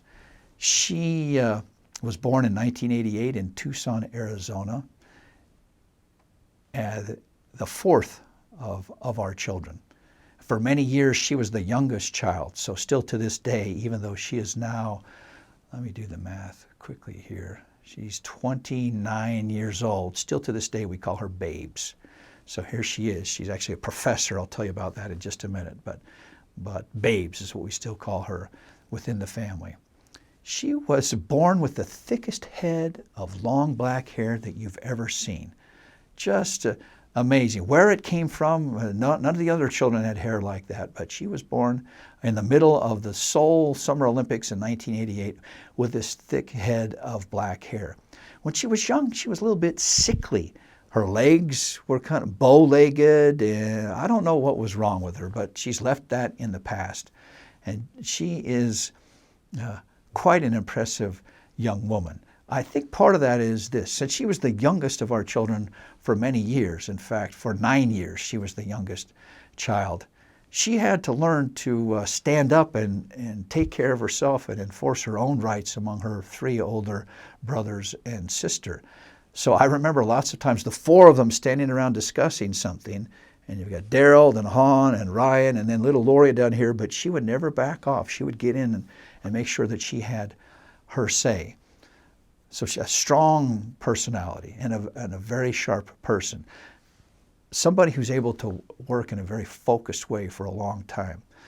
So I'm a professor at BYU. When she was a student at BYU, she would come and study in my office, and the 2 of us could sit in my office for 8 hours, both working on our stuff and not exchange a word. She's focused on her stuff, I'm focused on her stuff. In contrast, when the older children would come to my office, when they were BYU students, they would come in and they'd chat and there'd be a party, and it was hard to get any work done, although it was fun to have them there, but not Lori and me. We could share the same office and both get lots of work done. She married Seth Lawrence, who's from Orem, Utah, and they have 2 children. The older one, a girl, is named Sophie, and the younger one is named Soren. When they both graduated from BYU, Lorian and her husband Seth, they both went to the University of North Carolina. Seth as a law student and Lorian as a doctoral student in accounting, same as her 2 brothers and same as me. So Seth graduated from the University of North Carolina as an attorney, passed the bar in North Carolina, and Lorian graduated last year in accounting and finance as a doctoral student from the University of North Carolina. So we now call her Dr. Babes. Okay, she's a PhD. She's an accounting professor at the University of Southern California, USC. So if we're keeping track here, ladies and gentlemen, I'm an accounting professor. My brother Jim's an accounting professor. My son Daryl's an accounting professor. My son Han's an accounting professor. And my daughter Lorian is an accounting professor. So there are 5 of us. So we've got the accounting PhD market cornered. You got an accounting question, you can ask the Stice family. Among my 2 sons, or between them, they and we all 3 agree that of the 4 of us, if we leave out my brother and just include me and my 3 children, Lorian is by far the sharpest in terms of understanding mathematics, understanding econometrics, understanding the research literature.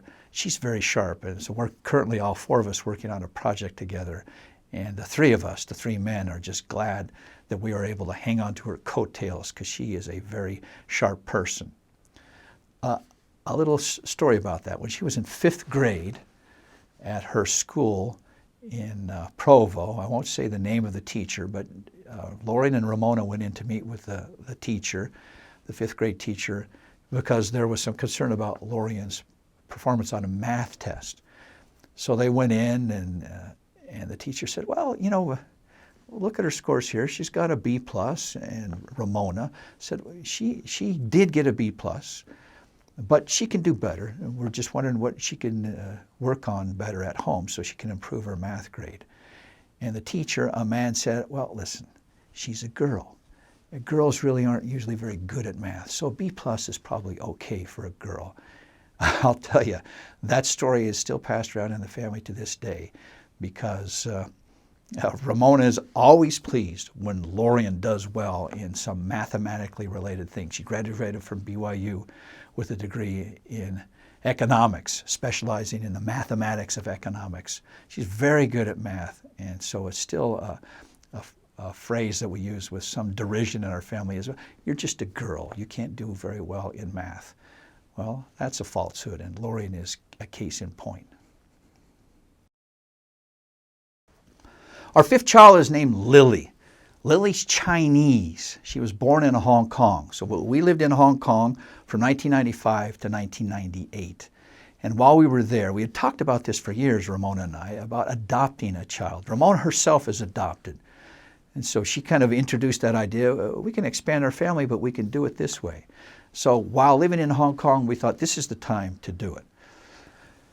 So it was the summer of 1997, and we said, now's the time to make it happen. It turns out you have to live in Hong Kong for 18 months before the Hong Kong Social Welfare Department will consider you eligible to adopt a child through their system. So we'd been there, the reg was at 18 months. And that summer of 1997, we said, okay, now's the time to move on this. And we called the Social Welfare Department and said, we'd like to come and go to an orientation meeting. And they said, well, the meeting we have scheduled for this week is full. Maybe you could come to our next meeting next month. And Ramona and I thought, we want to get going. And we said, listen, it's full, but we'll stand in a corner. We won't take a chair. We just want to come. Okay, fine, come. Well, we came, got the paperwork started, and that was in the summer of 1997. In November 1997, we were able to finalize the adoption of our daughter, Lily. The way that it worked in Hong Kong was this. A caseworker, I can't remember her name right now. It'll come to me in a minute. Our caseworker from the Hong Kong Social Welfare Department, she came and visited our home, inspected our house, talked to our 4 existing children, the biological children we call them, just to see how, whether we had a functioning family or not. And she interviewed Ramona and me several times each. We had to go down and get full physicals with chest x-rays and everything. The general impression was, if you're good enough, then we, the Hong Kong Social Welfare Department, will let you have one of our children. But we'll let you know. We'll check out your family first. We had to fill out lots of forms, which are quite of an interesting nature. They wanted to know what kind of child are you able to handle in your family? So what if your child is missing a finger? Okay, fine. Yes or no, you mark on this form. What if they're missing an arm? Yes or no. What if they're missing a leg? What if they're missing an arm and a leg? What if they have tuberculosis? What if they have diabetes? So all down this list, it's a whole page and you just check yes or no.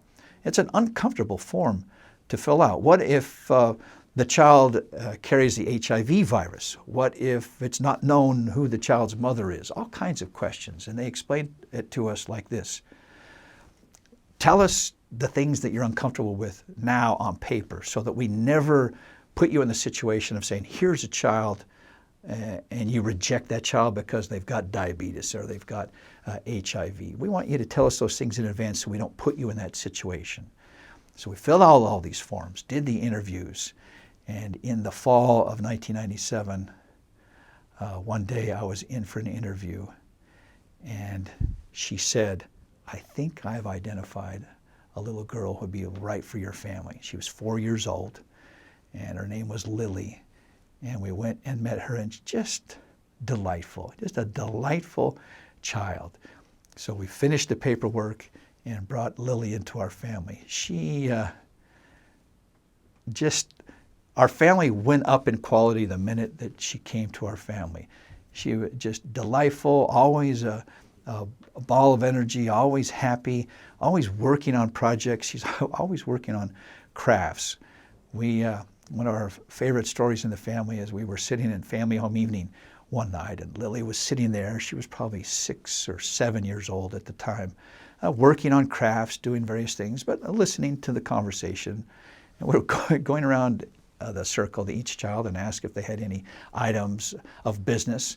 And my daughter Ryan, who for some reason that day was quite frustrated with my son Han, she said, "I've got an item of business. Why is Han even in our family? Why do we even let him live in this house?" And Lily, still looking down at her crafts, working away, just kind of says, without looking up, says, "Well, he's our brother, and we love him, and he doesn't have any money, and he doesn't have a job, so he couldn't take care of himself. So that's why we keep him here in our house." So that was the end of that discussion. Lily just quietly made it clear why Han is in the family, and he's still into this to this day. Later, when she was a teenager, we were talking one day, and my wife Ramona had a white bathrobe that she would wear on the house every day, as it was nice and warm. It was the winter time. I called it her snowman costume. And she came down again to breakfast one day, and she was wearing her white bathrobe. And I said, "Ramona, I see you've got your snowman costume on again." And Lily just quietly said, "Well, Dad, if she wears it every day, then it's not a costume." So we still say that to this day in the family. If you wear it every day, it's not a costume. Lily is now 23 years old. She served a mission to Japan.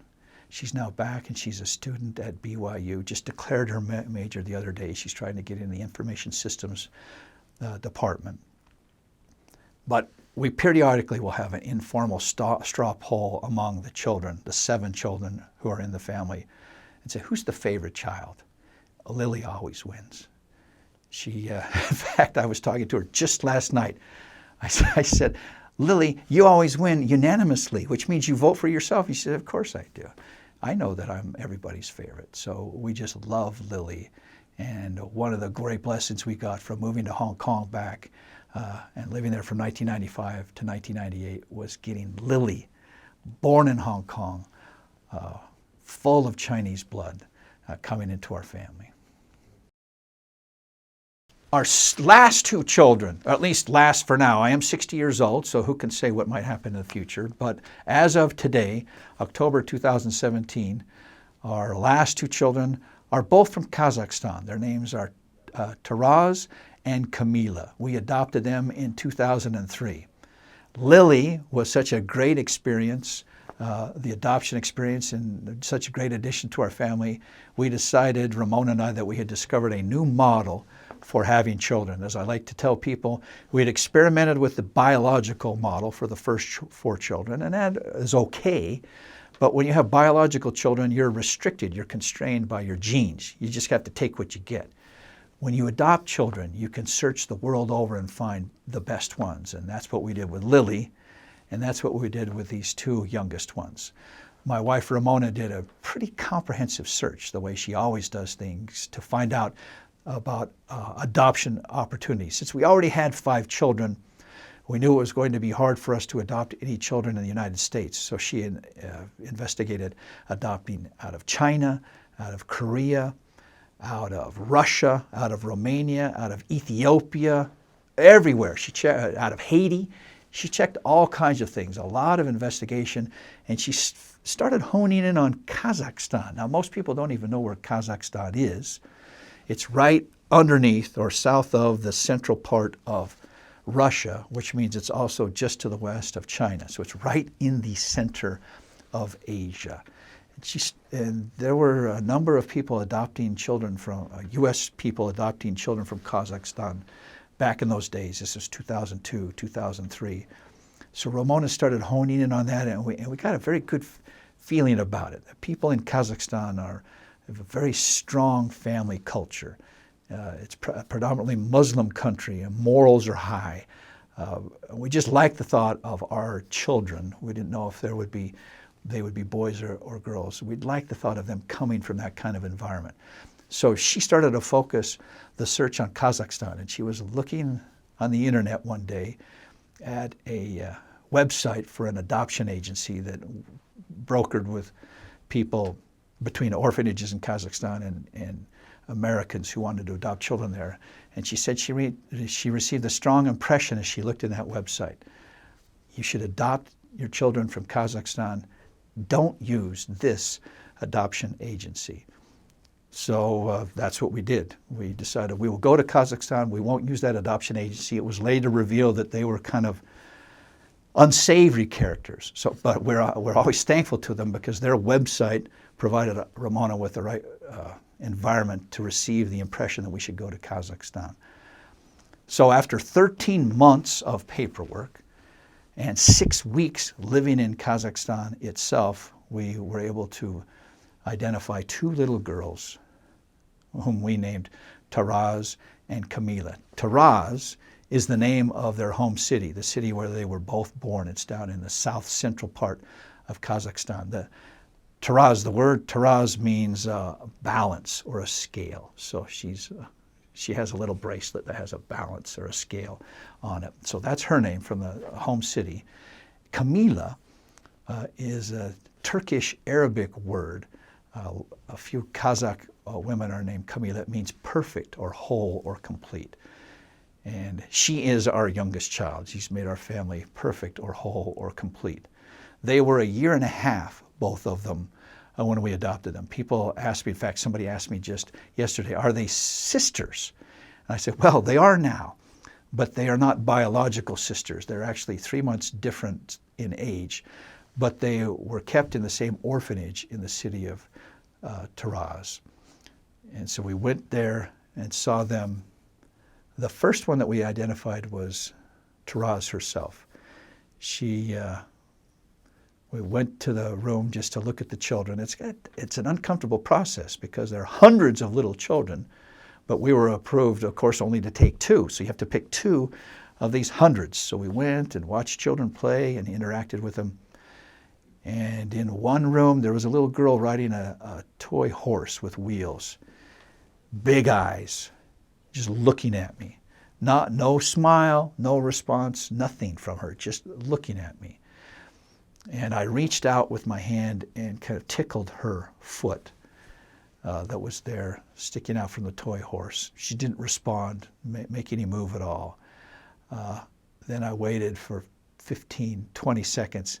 She stuck her foot out again to have me tickle it again. Just looking at me with those eyes, no smile, no other response. She just stuck her foot out to have me tickle it again. And so as the days went by, I said to Ramona, well, let's watch this little girl. And we pondered and looked at her and prayed and agreed Taraz is one of the children we should adopt. For the second one, we looked at many children, some that we still think about, whom we did not adopt.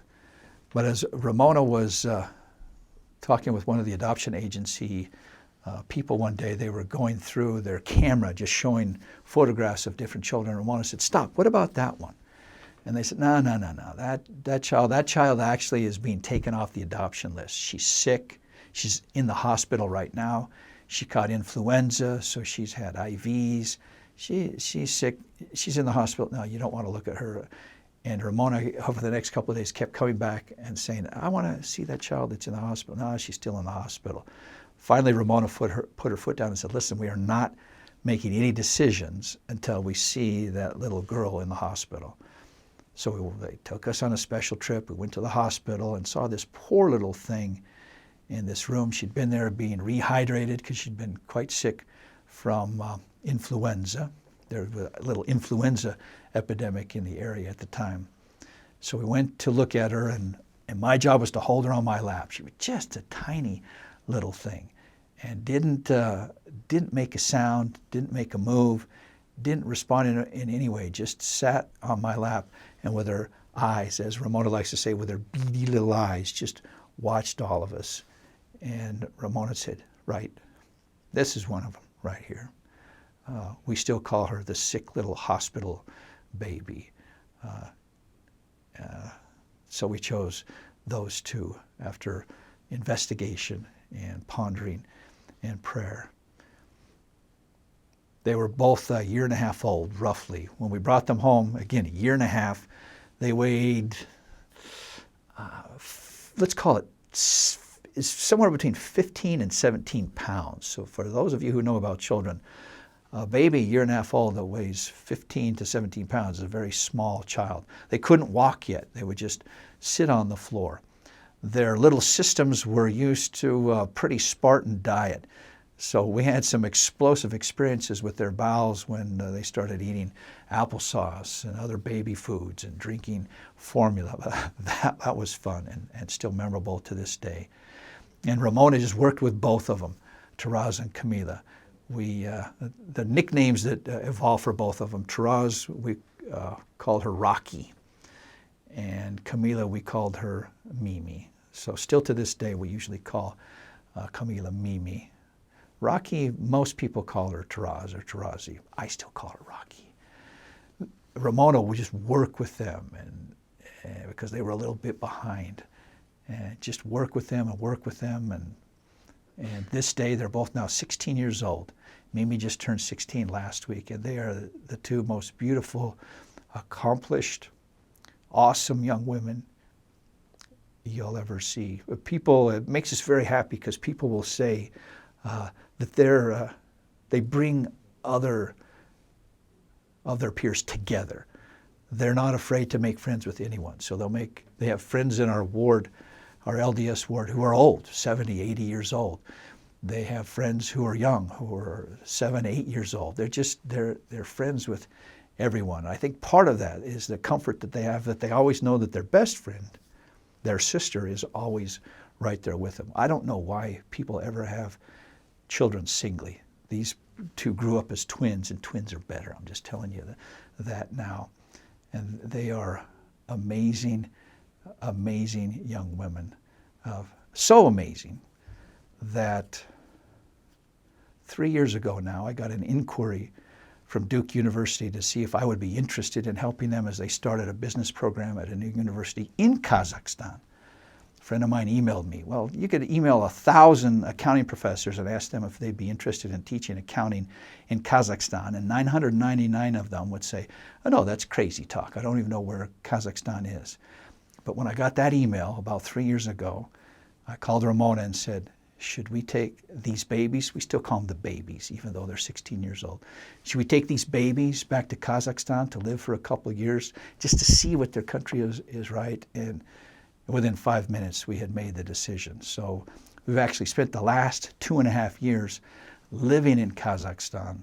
I was on leave from Brigham Young University to go over there to give these girls a chance to live in the country of their ancestors. And what we learned in Kazakhstan, we always thought that we had taught these girls to be good and kind. But as we lived with them among the Kazakh people, we learned that no, they're just Kazakhs. Good, kind people.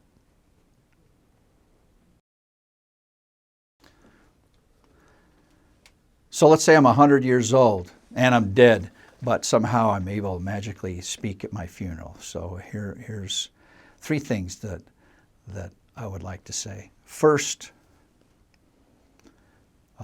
President David O. McKay made famous the phrase, no other success can compensate for failure in the home. And I would add a corollary of that is, there is no other success as sweet as success in the home, and I just say amen to that. In my life, my family and the joy I feel in my family is by far the most important. thing to me. One of my favorite things to do is just lie in bed before I have to get up. Maybe I'm going to sleep at night or lying there for a few minutes in the morning. And I just like to go through each one of the children, one by one, starting with Daryl, going one by one to Han, to Ryan, to Lorian, to Lily, to Taraz, and then Mimi, and just think about each one of them and how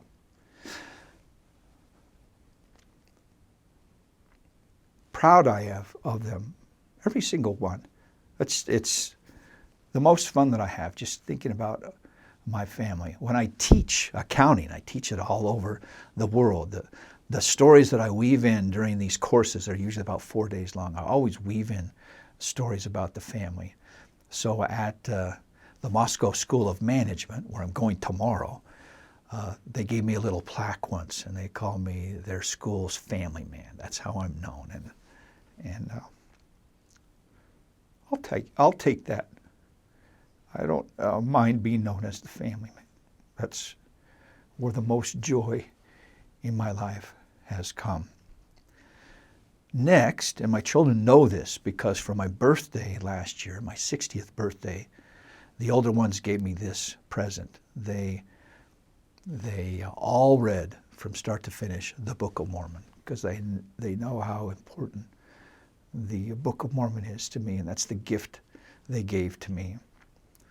And so I would like to emphasize now that I have received great peace and joy and comfort and support in my life by reading the Book of Mormon every day. I don't know how it works. I don't know why reading this book over and over. I've read it over 100 times. I don't know if I'm up to 200. I haven't sat down and counted, but it's over 100 times. How reading that one book over and over fills my soul full of peace and joy, but it does. And so here I am, dead now, if I'm speaking at my funeral. If there's anybody out there who's feeling a little discomfort or anxiety, certainly you need to find friends.